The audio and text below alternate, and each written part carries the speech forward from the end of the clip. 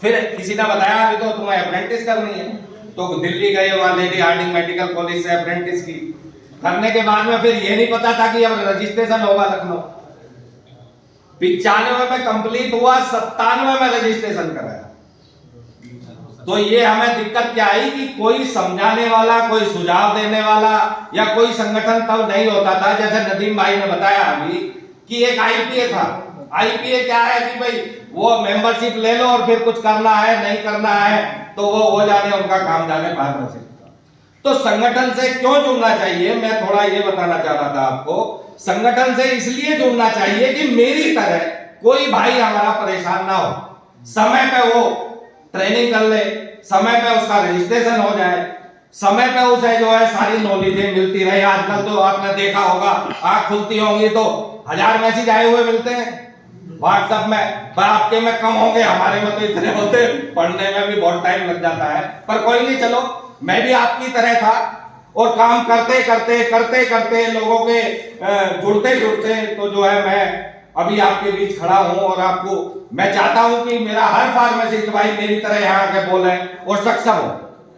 दूसरा क्या है, आपने देखा होगा फार्मासिस्ट को जो है फार्मेसी कर ली, ट्रेनिंग कर ली, फिर वो जो है अभी जैसे बता रहे थे जिका चला कि 2-3 हजार रुपए तो उसमें ले लिए जाते हैं आपके हॉस्पिटल ट्रेनिंग में। लेकिन संगठन का क्या फायदा है कि मान लीजिए आप संगठन से जुड़े हुए हैं, आपको नॉलेज मिलती रहेगी कि भाई आप उस आदमी से मिल लीजिए, उस आदमी से जो है आपका ये काम हो जाएगा। या मान लीजिए जैसा आईटी हमारे मुजफ्फर सर देखते हैं, कोई भी आईटी से संबंधित काम है ये करा देते हैं, काउंसिल का पूरा काम ये देखते हैं। तो संगठन से जुड़ने के बहुत फायदे हैं। भाई हमें संगठन बनाने की क्यों जरूरत है? भाई हमारा ये एक बिरादरी है, ये फार्मासिस्ट बिरादरी है हमारी। नहीं, मैं भी घर सो रहा होता अपने, क्यों आता आपके पास? भाई इसलिए तो आया कि कोई हमारा फार्मासिस्ट भाई परेशान ना हो, इसीलिए सब एक हो, संगठन से जुड़े और जो है आपस में एक दूसरे वार्ता करते रहे, लोगों को सहयोग मिलता रहे। अब देखिए, मैं बहुत बहुत धन्यवाद करता हूं अपने दानिश भाई का, मेरे ही होम डिस्ट्रिक्ट से है, लेकिन आप ये मान के चलिए ये आदमी एकदम हीरा है। क्यों हीरा है? क्योंकि ये फार्मासिस्ट के लिए रात दिन भागते हैं, जबकि इन्हें संगठन कोई तनख्वाह नहीं देता, इन्हें संगठन कोई तनख्वाह नहीं देता। तो मैं चाहूंगा नदीम भाई सम्मान किया है, मेरे पास भी आए, दानिश भाई मैं सम्मान करना चाहता हूं दानिश भाई का।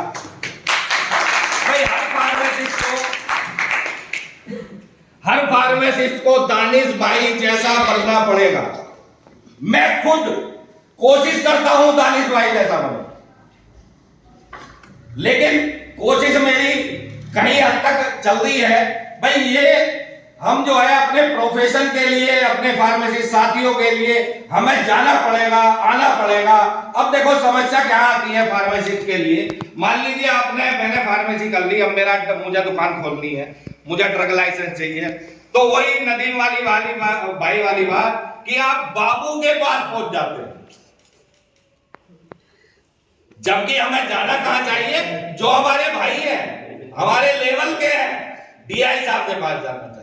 भाई वो भी तो फार्मासिस्ट ही है, हमें जाना वहां चाहिए। हम पहुंच कहां जाते हैं? जहां हमारा लेवल ही नहीं है।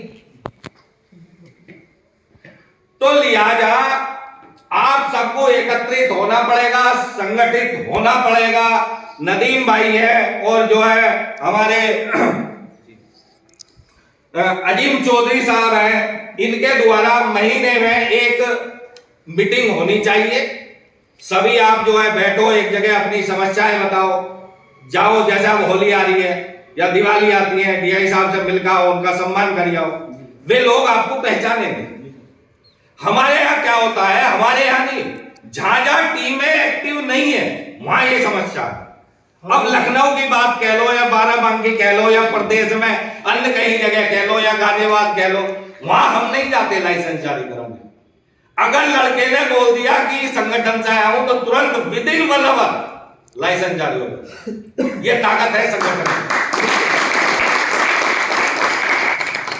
दूसरी चीज, काउंसिल का आपका कोई भी काम आप देख रहे होंगे, काफी संगठन चल रहे हैं उत्तर प्रदेश में, जितनी तेजी से यूनाइटेड वेलफेयर फार्मासिस्ट एसोसिएशन अपने काम करा रहा है, इतने तेजी से कोई नहीं करा पा रहा।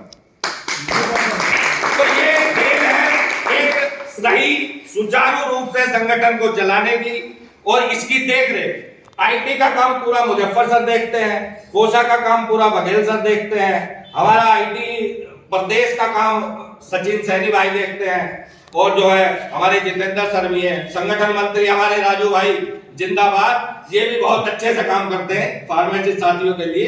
तो मैं चाहूंगा साथियों, हमें जो है पहला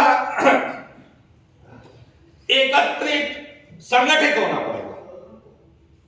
अगर संगठित नहीं हुए तो कुछ नहीं, हमारा शोषण होता रहेगा, हमेशा होता रहेगा। तो इसलिए संगठित रहो और अपने हक के लिए लड़ो। दूसरा एक चीज और बताना चाहूंगा, आजकल क्या पैटर्न चल रहा है, फार्मेसी करना है अपनी डिग्री किराए पर दे दी। मेरी नजरों में ये सबसे बड़ा जुर्म है, फार्मासिस्ट को ऐसा नहीं करना चाहिए। पढ़ाई हमने की, मजा दूसरा लेगा। आप अपना मेडिकल खोल के बैठिए, आपकी ज्यादा व्यवस्थाएं नहीं है, आप थोड़ा लगा के खोलिए, लेकिन आप देखेंगे धीरे धीरे आपका काम बढ़ेगा, आप नौकरी से और किराएबाजी से ज्यादा अच्छे पढ़ोगे। इसलिए अपना काम करिए। आपका ज्यादा समय ना लेते हुए, मुझे लग रहा है अभी प्रोग्राम और कहीं का भी है, अभी हमारे मुजफ्फर सर आपको पूरा संगठन के बारे में बताएंगे। नमस्कार।